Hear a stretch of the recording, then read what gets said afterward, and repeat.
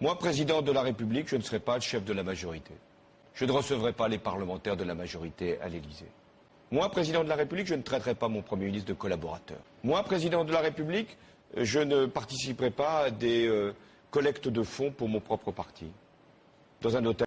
Moi, président de la République, je ferai fonctionner la justice de manière indépendante. Je ne nommerai pas les membres du parquet, alors que l'avis du Conseil supérieur de la magistrature n'a pas été dans ce sens. Moi, président de la République, je n'aurai pas la prétention de nommer les directeurs des chaînes de télévision publiques.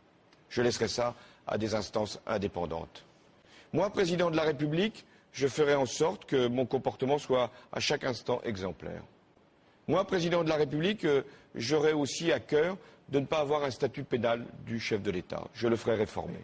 De façon à ce que si des actes antérieurs à ma prise de fonction venaient à être contestés, je puisse, dans certaines conditions, me rendre à la convocation de tel ou tel magistrat ou m'expliquer devant un certain nombre d'instances. Moi, président de la République, je constituerai un gouvernement qui sera paritaire, autant de femmes que d'hommes. Moi, président de la République, il y aura un code de déontologie pour les ministres qui ne pourraient pas rentrer dans un conflit d'intérêts. Moi, président de la République, les ministres ne pourront pas cumuler leurs fonctions avec un mandat local, parce que je considère qu'ils devraient se consacrer pleinement à leurs tâches.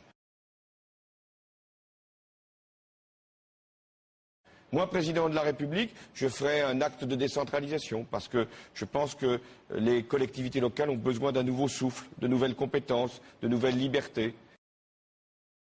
Moi, président de la République, je ferai en sorte que les partenaires sociaux puissent être considérés, aussi bien les organisations professionnelles que les syndicats, et que nous puissions avoir régulièrement une discussion pour savoir ce qui relève de la loi, ce qui relève de la négociation.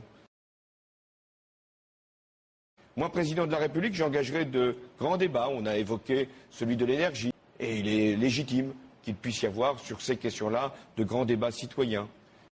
Moi, président de la République, j'introduirai la représentation proportionnelle pour les élections législatives, pour les élections, non pas celles de 2012, mais celles de 2017, parce que je pense qu'il est bon que l'ensemble des sensibilités politiques soient représentées.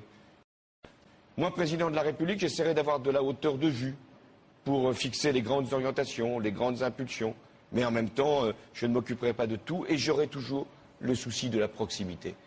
J'avais évoqué une présidence normale.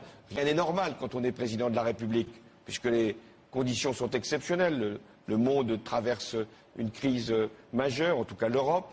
Il y a des conflits dans le monde, sur la planète, il y a l'enjeu de l'environnement, du réchauffement climatique. Bien sûr que le président doit être à la hauteur de ces sujets-là, mais il doit aussi être proche du peuple, être capable de le comprendre.